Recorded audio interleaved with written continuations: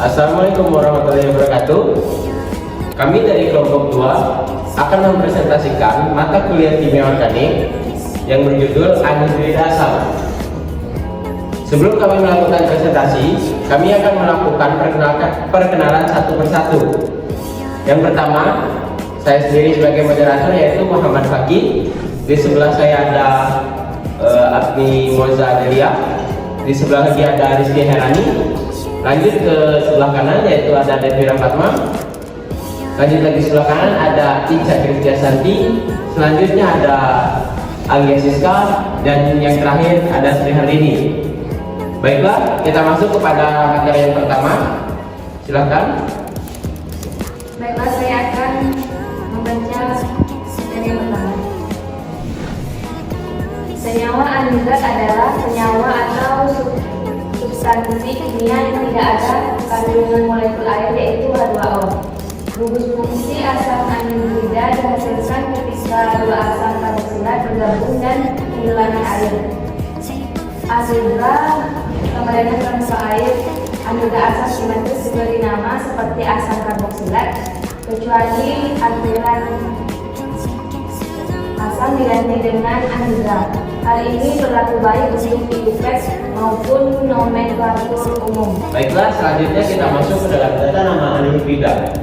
Baik, saya di sini akan menjelaskan tentang kata nama anhidrida, yaitu anhidrida simetris. Anhidrida simetris adalah anhidrida asam karboksilat yang memiliki rumus struktur umum seperti berikut, di mana ada R1CO, COOCOR2, di mana R1 sama dengan R2 ditambah dengan atom hidrogen, gugus alkil dan gugus air.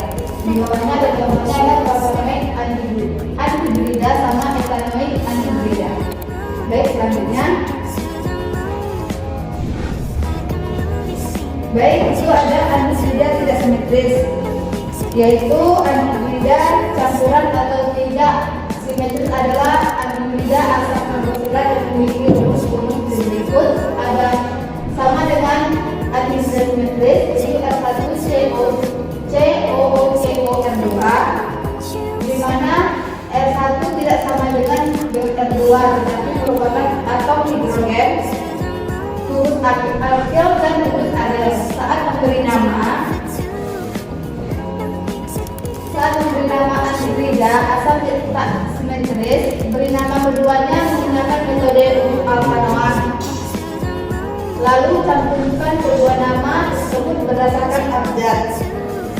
Oleh karena itu, beri nama terlebih dahulu setiap komponen dan susun menurut abjad, diikuti spasi lalu kata anhidrida.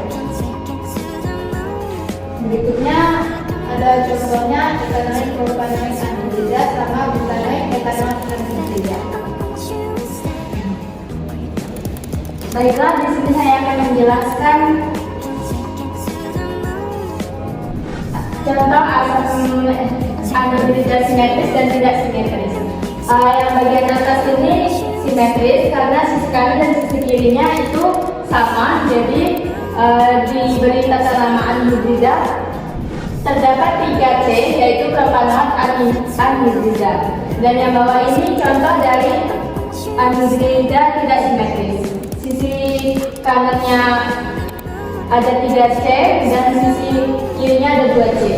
Jadi untuk penamaannya etanoat propanoat anhidrida.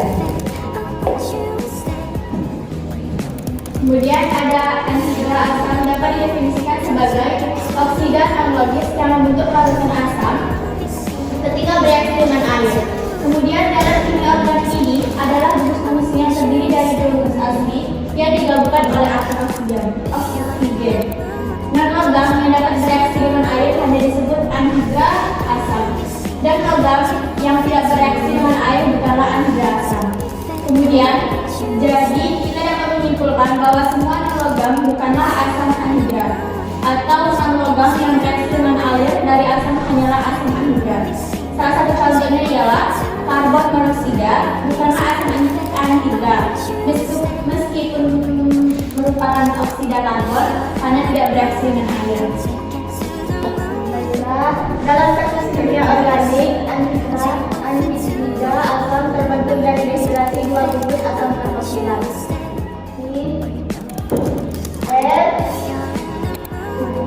Merangkap ke C merangkap juga ke O, terus C merangkap O merangkap C merangkap O, balik lagi ke R. Baiklah, kita masuk ke dalam sintesis asam anhidrida. Anhidrida asam organik disintetis dengan pemanasan dua asam karboksilat pada suhu tinggi hampir 800 derajat Celcius. Dalam proses ini, satu molekul air dikeluarkan dari reaksi. Ini dapat disintesis melalui reaksi asam karboksilat dengan P2O5. Baiklah, di bawah ini ada contohnya yang akan saya jelaskan, yaitu yang pertama ada R merangkap ke O, rangkap O menjadi OH+, dan OH+ menjadi HO, lalu merangkap ke O menjadi R yang disebut dengan dehidrasi. Lalu setelah dehidrasi dilanjutkan ke R rangkap 2O menjadi O, kembali lagi ke rangkap 2O, lalu R, dan ditambahkan dengan kedua O.